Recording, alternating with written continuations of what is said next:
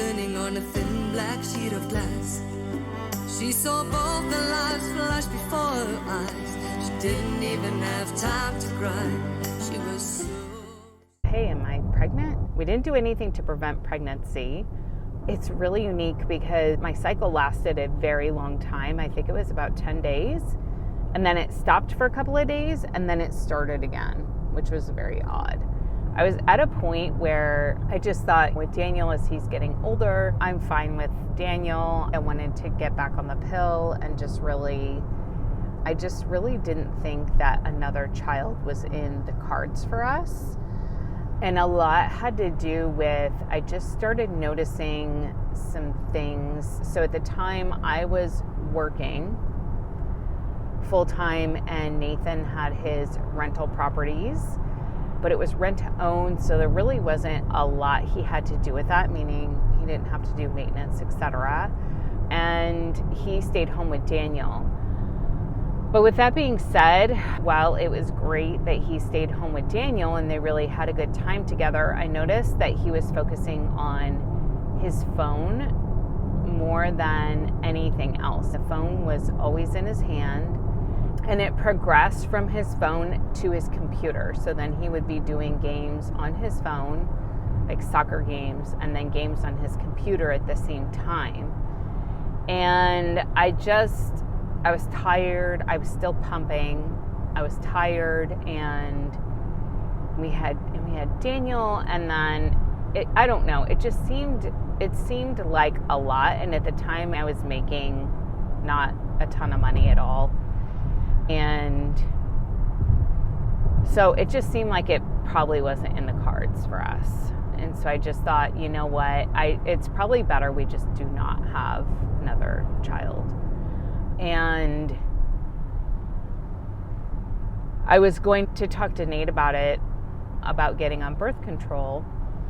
And then I went to the gym. Something really felt off. And I thought, oh, maybe I should take a pregnancy test. Ended up, I was pregnant and then had some complications. So 8 weeks, there was an ultrasound done.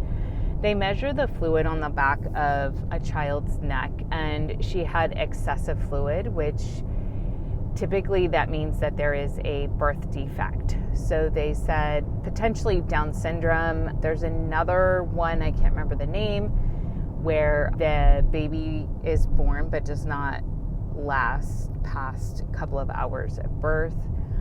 And there are multiple other issues that they were telling me was a very likely chance, 70%, that she was going to have a birth defect. They sent me to Iowa University and I did some additional testing.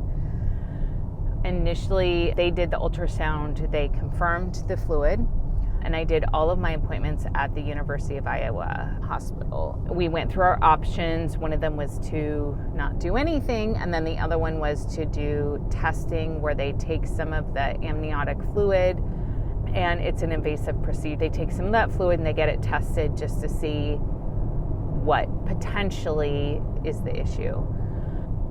They did that test and it just came back that everything was good. And then at 26 weeks, my alarm went off and I just started seizing. And Nate called 911 immediately. He said the big reason is because I was pregnant.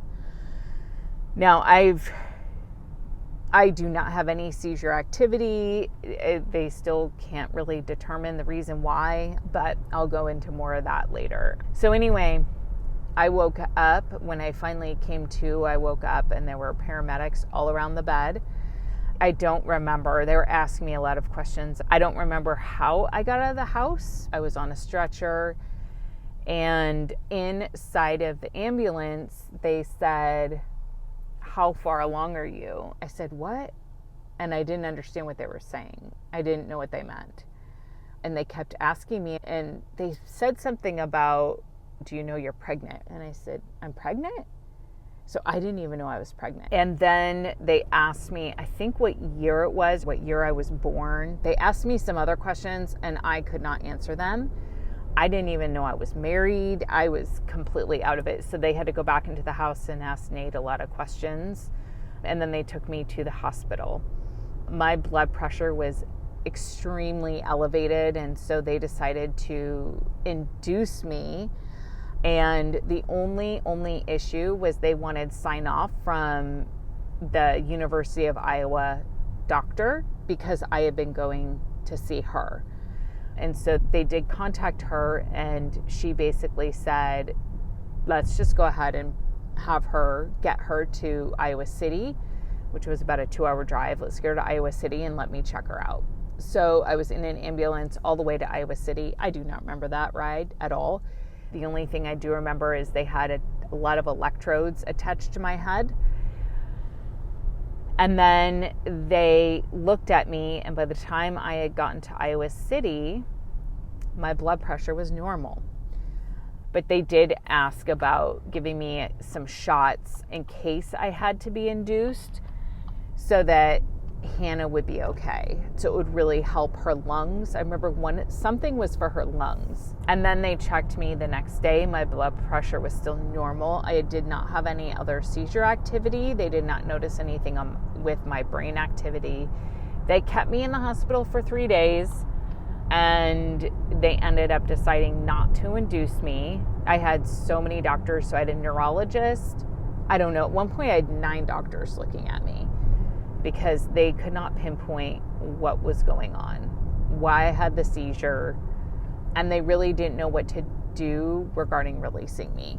But they really, because I was only 26 weeks, they really thought that it would be best just to leave Hannah in the womb. So I ended up getting released, and they did give me seizure medication. I did not take the medication just because I was concerned for Hannah and what it would do, because the medication at the time it was unknown if it would do any harm to the fetus. And because I'd only had 1 seizure, meaning when I was pregnant with Hannah, I just thought, I'm not going to take it right now. And then I went a couple of times towards the end of the pregnancy, and at one point they were going to induce again. My blood pressure was really high. They did send me in, and then by the time I got to the doctor's office, my blood pressure was normal. So they said, nope, we'll wait again. The following week, they did the same thing, and my blood pressure was elevated. I was at 37 weeks, and they induce, I guess if you're over 40, they highly recommend to induce. So they went ahead and induced me. The epidural didn't really take. And so I was in a lot of pain. And then she was born, and during the first hour, they put the baby on you, and you're supposed to bond and nurse and all of that. And she was not latching. And she was just crying. And so I didn't know really what was going on. And then when they came to check, her oxygen was only at 30%. So she was not getting oxygen. They put her immediately into NICU. They still could not get her oxygen levels up. And so so what they did is they decided to airlift her, so via helicopter, to Iowa City. I was so concerned about Hannah.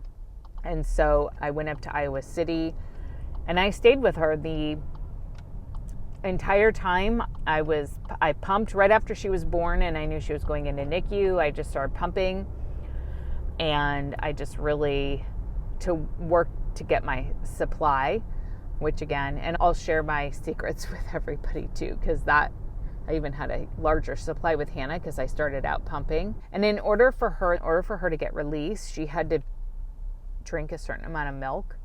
So her oxygen levels had to be at a certain percent.